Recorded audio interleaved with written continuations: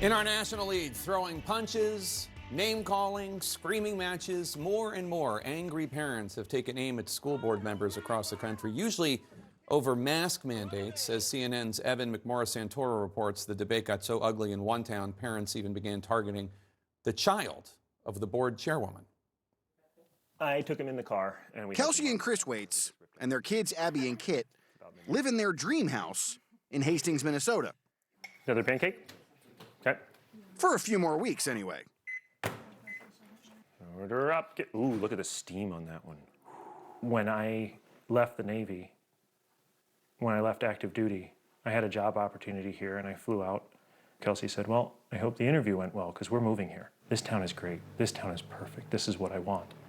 How do you feel about Hastings now? I can't unsee the things that have been sent to me.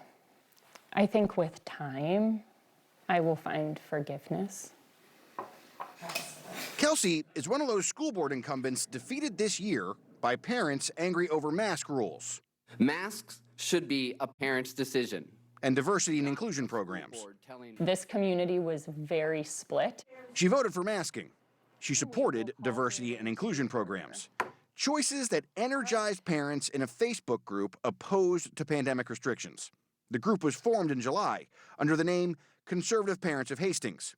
A few weeks later, the name was changed to Concerned Parents of Hastings. It's a small town. She knows a lot of the parents in this group. I'm fine with that. That's politics. One day, a parent wrote a long post complaining about Kelsey and masking. In the replies, things got ugly.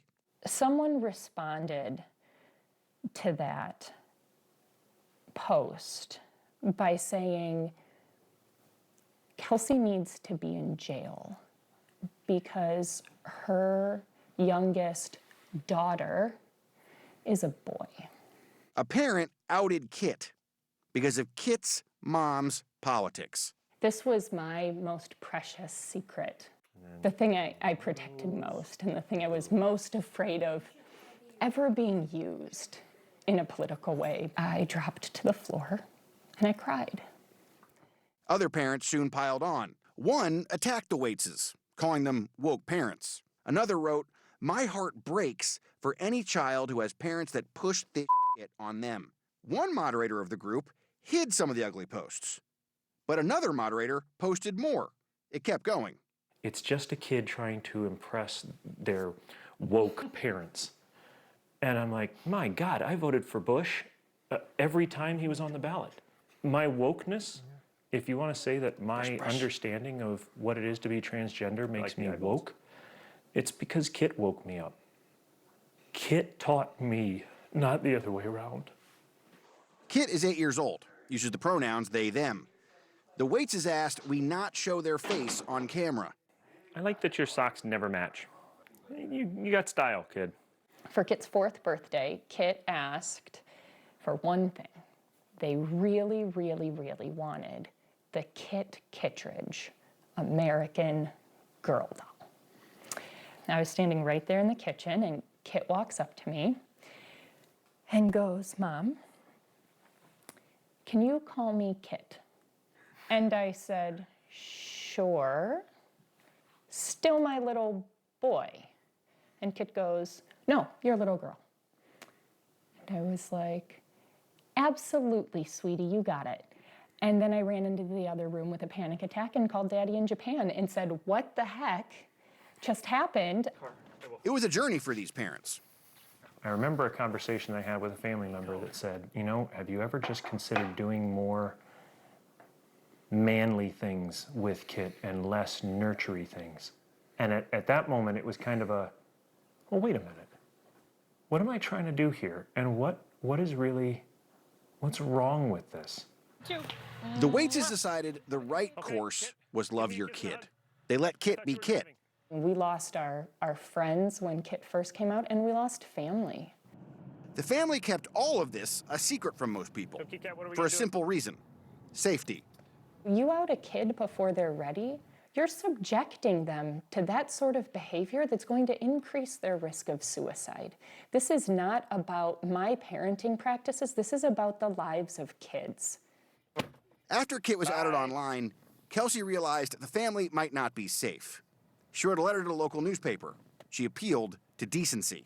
I basically said, there's still a line, don't cross the line. And then I continued my letter saying, here are the great things, here's how we come together as a community. On Facebook, some parents responded with glee. "We made the paper," one parent wrote. They are proud of what they did. CNN reached out to parents in the group. We reached out to the moderators. No one responded. But concerned parents of Hastings blocked us. She knows these parents. She sees them in the grocery store. They know each other. And yet, when it came to a political debate, they chose to out her child. How do you see that happening? Where does that come from? What's going on?